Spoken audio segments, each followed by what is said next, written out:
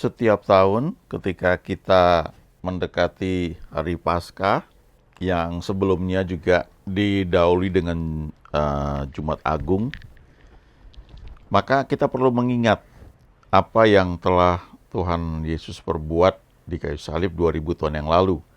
Waktu dia tergantung di kayu salib, ada satu perkataan yang dia ucapkan, yaitu it is finished. Itu di Yohanes 19 ayat 30. Dalam bahasa aslinya itu tetelestai, artinya sudah selesai. Tetelestai itu artinya sesuatu yang sudah dikerjakan, sudah selesai, sudah final, sudah beres semua, dan dampaknya terus berlanjut. Jadi ini dikerjakan 2000 tahun yang lalu dan tetap berlaku sampai sekarang dan seterusnya. Ya.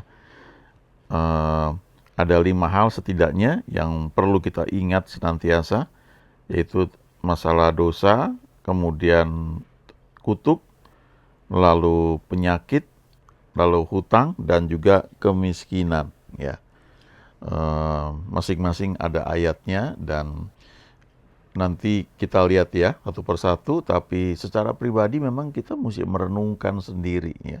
Sama kalau kita kuliah atau kita belajar, dosen atau guru memberi penjelasan, tapi kita mesti baca sendiri, renungkan, latihan soal sampai kita bisa mengerti ya, dan memahami ya apa yang diajarkan.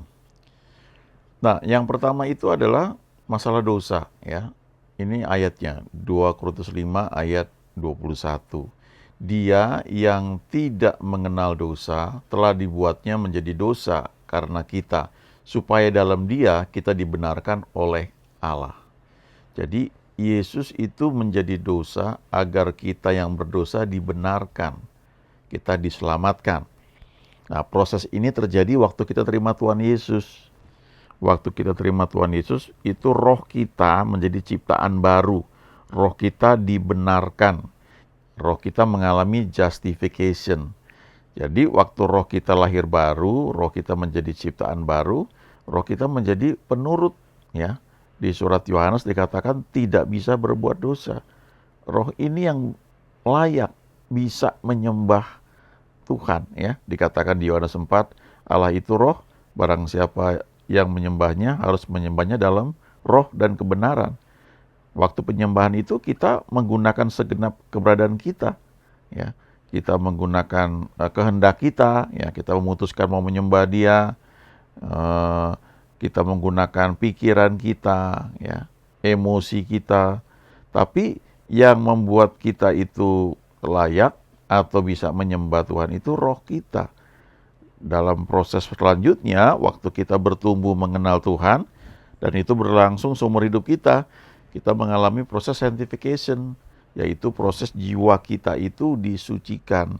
Itu menyangkut pikiran, menyangkut kehendak, dan emosi kita.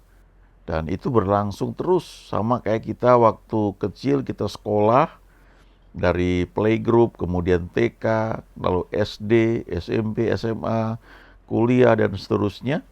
Tapi bersama dengan itu juga kita belajar dari kehidupan di sekitar kita, dari lingkungan kita. Jadi waktu kita bertumbuh, ya kita belajar terus. Nah, ini yang perlu kita ingat ya, bahwa kita sudah dibenarkan. Yesus yang tidak mengenal dosa itu telah dibuatnya menjadi dosa agar kita yang berdosa itu dibenarkan. Jadi ada proses pertukaran gitu ya. Yesus itu yang tidak pernah berbuat dosa, dia sebagai orang benar ya. Nah, dosa-dosa kita itu ditimpakan kepada dia. Dan oleh karena itu di hadapan Tuhan secara legal kita itu menjadi bersih ya. Roh kita itu penurut ya, menjadi roh ciptaan baru. Yang kedua adalah kutuk ya. Kutuk telah ditanggung di kayu salib. Dikatakan di Galatia 3 ayat 13, Kristus telah menebus kita dari kutuk hukum Taurat dengan jalan menjadi kutuk karena kita. Sebab ada tertulis, terkutuklah orang yang digantung pada kayu salib. Kalau kita baca Perjanjian Lama di Ulangan, ya kitab Ulangan 28 itu ayat 1 sampai 14 tentang berkat, lalu setelah itu tentang kutuk, itu banyak sekali ya. Nah, di Yakobus juga dikatakan bahwa kalau kita melakukan semua hukum Taurat dengan baik, tapi ada satu aja yang salah, maka kita bersalah semuanya. Ya, jadi memang khususnya di Perjanjian Lama itu selalu ada proses pengorbanan ya, ada kambing domba, ada korban penembus dosa dan sebagainya ya. Setiap orang itu selalu datang rutin mempersembahkan korban. Dan kemudian setahun sekali imam besar akan masuk ke ruang mahsuci untuk melakukan pemberesan terhadap dosa satu bangsa itu, ya, bangsa Israel. Dan itu berulang-ulang dilakukan. Tetapi di kitab Ibrani dikatakan Yesus itu dia menjadi imam besar, dia juga menjadi anak domba Allah yang dipersembahkan, yang menghapus dosa seluruh dunia, dan itu dilakukan sekali. Ya, dia datang masuk ke ruang maha suci, ya, dan dia lakukan itu sekali, lalu melakukan pendamaian. Ya, kalau kita baca di surat-surat Paulus menerangkan dengan banyak sekali. Sekali lagi butuh waktu untuk mencerna itu. Ya, kita pertama dengar, tangkap, ya, kita percaya, tapi kita mesti menggali dan itu menjadi mindset ya, pemikiran kita ya, bahwa saya orang yang diberkati karena saya adalah anak Allah, bahwa dan saya sudah dilepaskan dari semua kutuk ya. Tidak ada kutuk keturunan, tidak ada kutuk kutuk sukuisme dan sebagainya ya. Memang ada orang-orang yang mungkin ketika pelayanan itu ditengking ya, ya bisa aja, tapi kita secara pribadi kita mesti membangun iman kita dengan firman Tuhan yang mengatakan bahwa semua kutuk sudah ditimpakan kepada Yesus di kayu salib 2000 tahun yang lalu. Ya. Kemudian yang ketiga kita lihat soal penyakit. Kitab Yesaya mengatakan di pasal 53 ayat 5, tetapi dia tertikam oleh karena pemberontakan kita. Dia diremukan oleh karena kejahatan kita.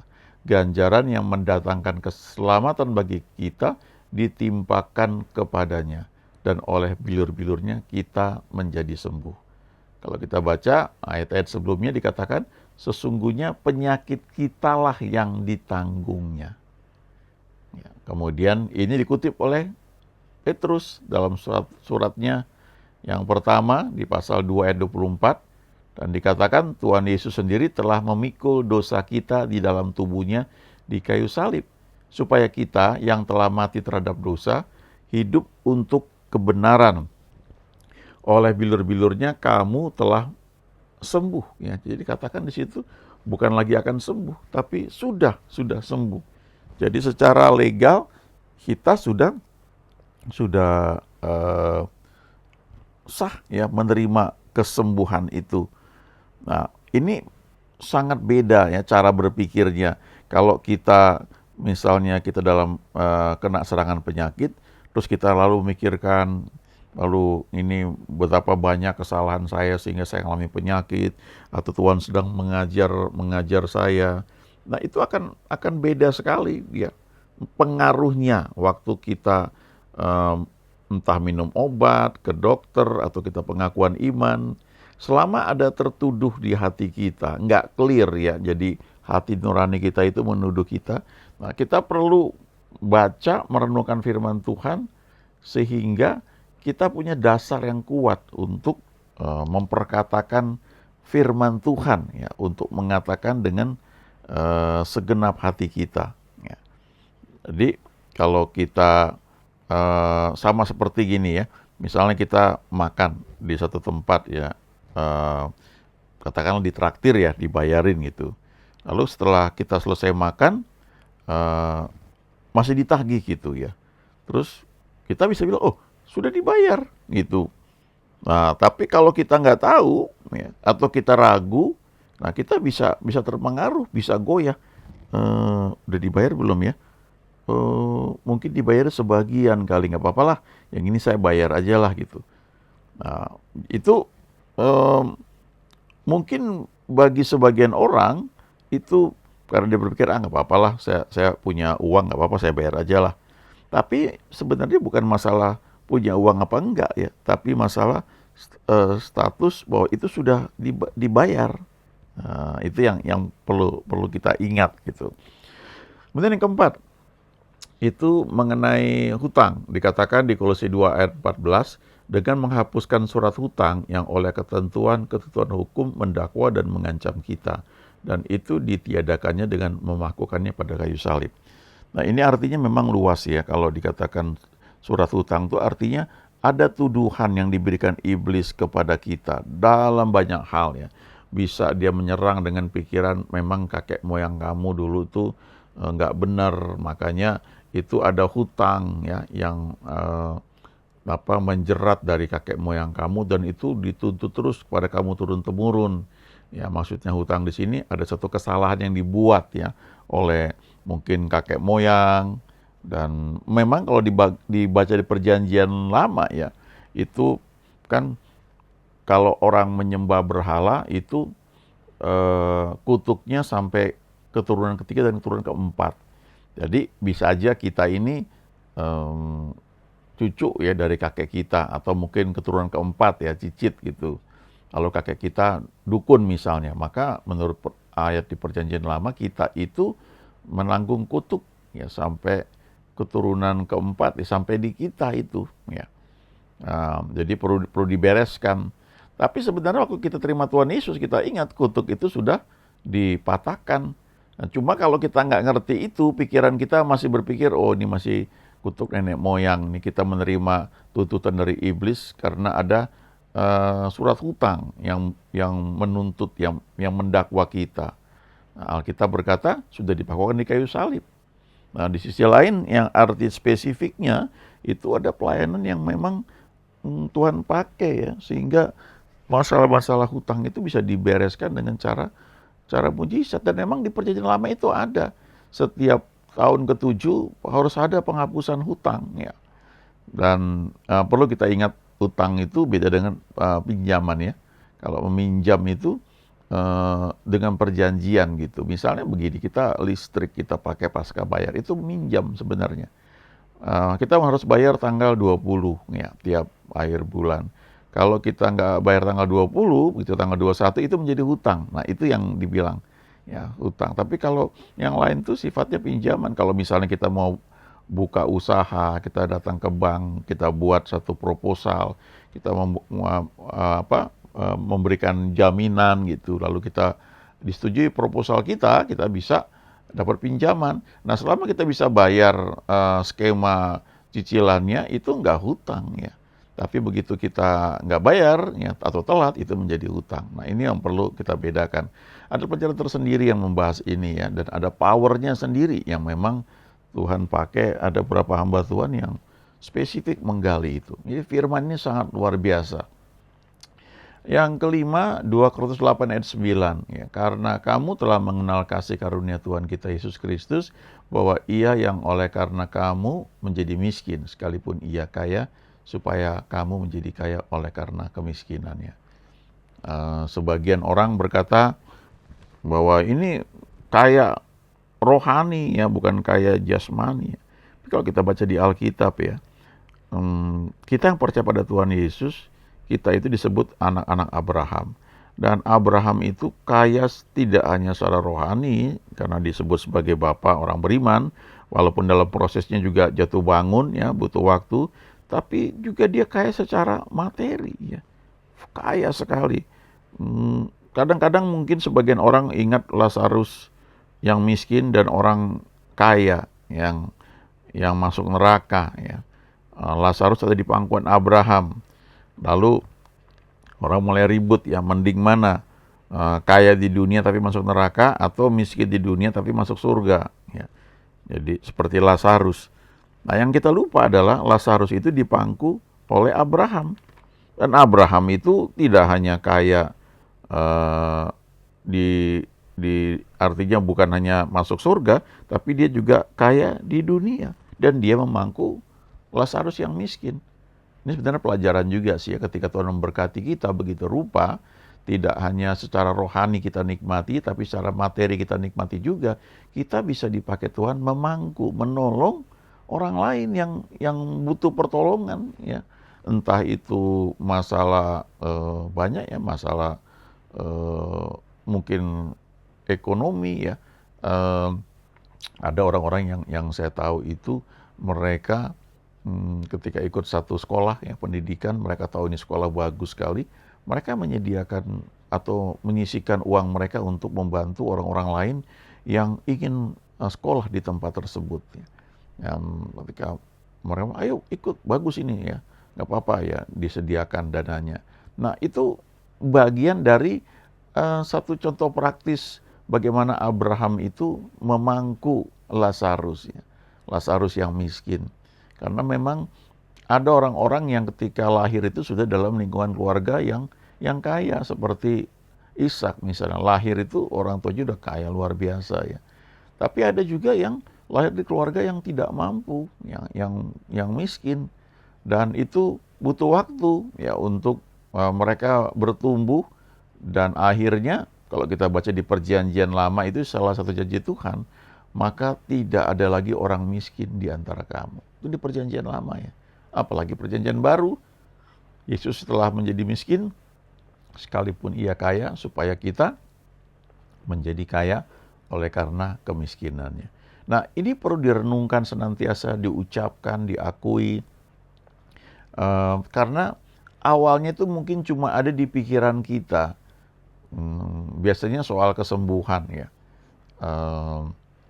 Ada istilahnya gini, kalau kita cuma mendengar pertama kali ya, kita tidak merenungkan, maka itu cuma ada di pikiran kita. Itu namanya cuma sifatnya knowledge ya, cuma ada di head knowledge ya, di pikiran kita. Tapi kalau kita merenungkan, mencamkannya, itu akan masuk ke kedalaman hati kita, dan itu menjadi kebenaran ya yang kita pegang dengan teguh ya. Ya, jadi dosa itu yang sudah ditebus oleh Yesus itu, kita tuh menjadi dibenarkan ya, mengalami justification di 205 ayat 21. Lalu tadinya kutuk ya, kita sudah diberkati. Kemudian penyakit ya, kita sudah disembuhkan. Lalu hutang sudah dibatalkan, dan kemiskinan kita tuh sudah diperkaya. Nah, tentu dalam praktek pelaksanaannya ya, misalnya penyakit yang untuk disembuhkan itu mungkin butuh waktu ya, ada yang butuh bantuan obat, dokter. Hutang juga begitu ya, butuh skill untuk itu ditata ya, dibayar.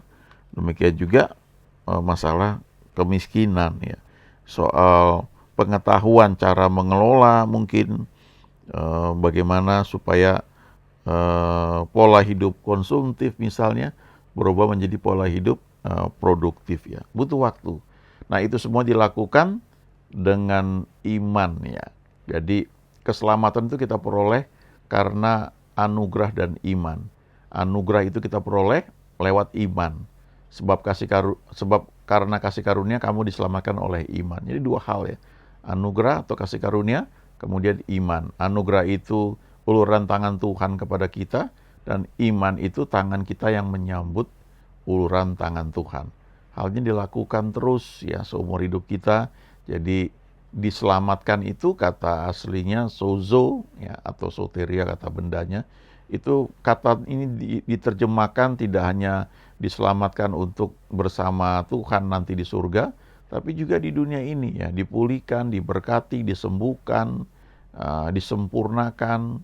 Itu terjemahannya banyak, dan kita perlu renungkan hal itu. Jadi paket keselamatan yang Tuhan berikan waktu dia berkata tetelestai itu total ya, setidaknya 5 hal tersebut yang bisa kita akui senantiasa. renungkan, camkan, dan itu biar menjadi bagian kita senantiasa. Amin.